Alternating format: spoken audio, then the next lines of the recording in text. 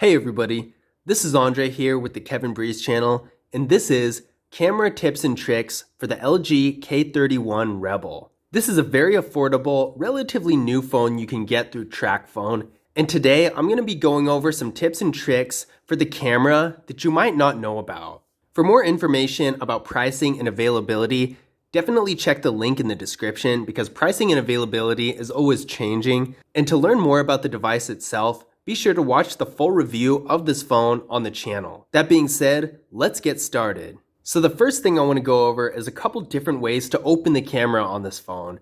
Now the most obvious one is while the phone's unlocked from the home screen, just press the camera app. But there are a couple other ways that you might want to know about. So we're going to go to settings for these, scroll down to extensions, and hit shortcuts. So here we have a couple different options and we're going to want to make sure everything is enabled. The first one is power. So with this toggled on, all you need to do to open the camera is press the power key twice, and the other one is the volume key. So we're going to try out both of those. So whether your phone is locked or unlocked, all you need to do to open the camera with those features activated is double tap the power button. This is a really fast, convenient way to get to the camera, and it makes it a lot easier if you're trying to capture a moment. Now the other way has to be done when the screen is off. Now right now the screen is completely off and I'm going to double tap the volume button. As you can see there, that also opened the camera. So two really easy, fast ways to open the camera without actually going into the phone and opening it through the camera app itself. Now the next thing I'm going to show you is another pretty basic feature, and this is how to take a screenshot. So to take a screenshot, you're going to hold the power button and the volume down key.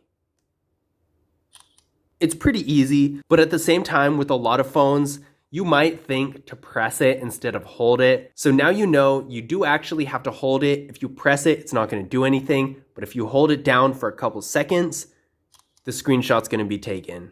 Now the next feature on the actual camera app itself I'm going to show you is how to access the ultra-wide camera. Now this is a really useful feature if you're trying to take a picture of a large object or a room or even a group photo, whatever the case may be. This is a great feature that a lot of really entry-level phones like this one don't have, and I'm going to show you how to access it. So right now we're in regular mode and you're going to want to press this little tree right here, and now we're in ultra-wide mode. As you can see, the frame did indeed get wider, and it makes it a lot easier to capture a larger space and take a more detailed picture in that regard. So the next thing I'm going to show you is the grid. You might be in a situation where you need to make sure you know where the center of the photo is. I'm going to show you how to make this a lot easier.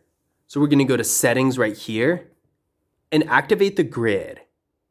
With this on, there's going to be a grid around the frame of the camera, and it's going to make it a lot easier to see where the center of the photo is, what the top is, and everything else. If you're trying to take a picture from a super specific angle, this is really going to help a lot because it's going to give you a better idea of not only where the center is, but where every other part of the picture is too.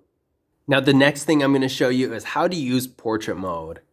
Now portrait mode is another feature that's getting more and more popular, and a lot of really entry-level phones don't really have portrait mode, so it's nice that this phone does. In order to access it, you're going to hit portrait right here and make sure the subject is properly focused.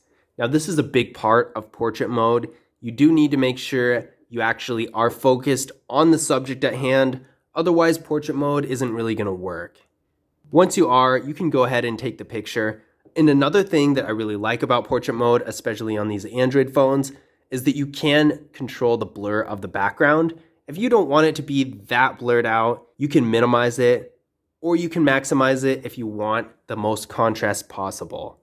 So depending on the lighting and setting of the picture you're trying to take, you might want to have the flash on or off. I'm going to show you how to change these settings. So right here at the top, you see this little icon. You're going to hit that, and now flash is on. When flash is on, of course, it'll be used for any picture you take, whether it's in good lighting or not. And it can definitely help improve the quality of images if you're in a darker setting. Now for the next setting, you're going to hit the same icon And with that little A next to it, flash is now in auto mode. With auto mode, the flash isn't going to work every single time. It's going to be more adjusted based on what the actual setting is. If it's a little darker, then flash might actually go off. And if it's not, then it won't. Right now, it is in great lighting, and you see the flash didn't actually work. Whereas if it were in a darker setting, then it most likely would have gone off. Now, if you want to turn flash off again, then you're going to hit that same thing. And now the flash is off like it was before. So that's a really nice way to just control a little bit of how the lighting is handled in your picture.